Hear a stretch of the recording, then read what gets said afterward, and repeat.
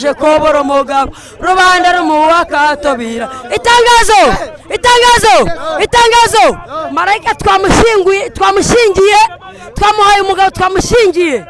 tumujyana kwa muganga tumukura muri wonapo atazapfata byaye twamukuye muri wonapo twamushingiye yarari muri wonapo y'amava atabyaraga yabonaga abagabo babareyo nta nyungu ariko twamuhaye umugabo w'igikona ushima Imana twamukuye muri wonapo twamujyanye kwa muganga tuvuye kwa muganga tumukuye muri wonapo ubu yabyara isaha n'isaha twamushingiye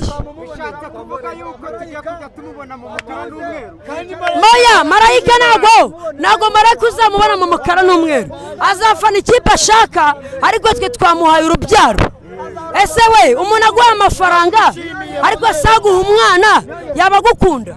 umuntu aguha ibyishimo ariko asaguha umwana yabagukunda marayika twamuhaye urubyaro twamuhaye umugabo tumukura muri wonapo ibyo abareyo byabananiye twe twabikoze abareyo bananiwe kumushingira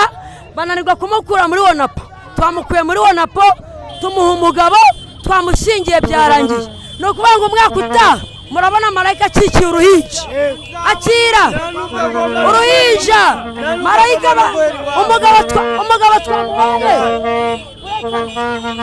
umugabo twamuhaye arahita amutera inda rino joro iri joro ubukwe bwarangiye urumva neza ubukwe bwarangiye Tadeyo yazanye inkwano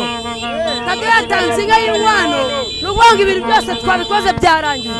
marayika umwaka utaha aratanga benshi n'ukuri umugabo mwamuhaye n'umureyo n'umuyovu n'umwepiyara twamuhaye umwepiyara ni ubyara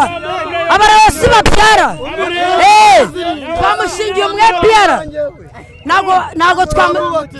twamushingira umureyo kubera ko abareyo nago babyara reka nkubwize ukuri ceceka marayika turangana mu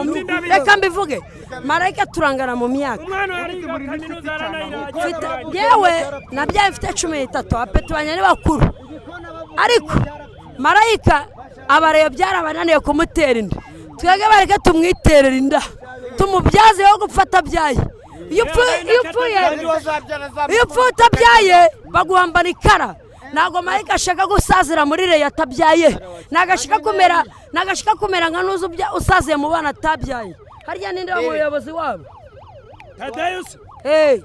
bari inka y'umwami bareje babimwegekaho ntago rero marayika nawe ashaka gusazira mu bana atabyaye twamushingiye nibarakara bazadusubize inkwano zacu urakoze baca umugani ngo umugabo ufite ibibazo acumbika mu rugo rwe bakongera ngo nta muntu